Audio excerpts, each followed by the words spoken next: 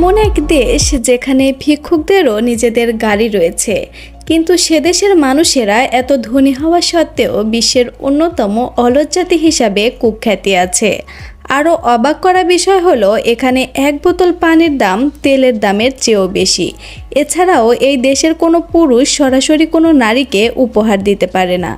এমনই সব অদ্ভুত ও বিচিত্র ঘটনার দেশ হলো কুয়েত।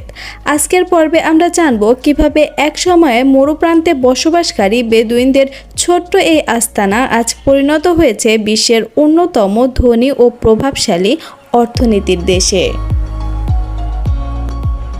মধ্যপ্রাচ্যের বুকে ছোট্ট একটি দেশ কুয়েত।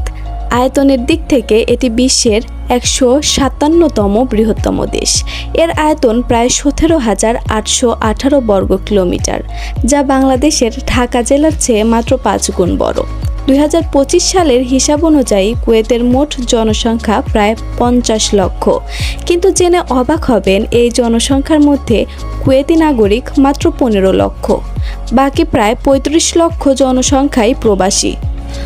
অর্থাৎ কুয়েতের মোট জনসংখ্যার 2/3 বেশি মানুষ এদেশের সরাসরি নাগরিক নয়। কুয়েতের রাজধানী হলো কুয়েত সিটি, আর এই শহরকে ঘিরেই দেশের প্রায় সব গুরুত্বপূর্ণ যেমন রাজনৈতিক, বাণিজ্যিক ও সাংস্কৃতিক কার্যক্রম চলে।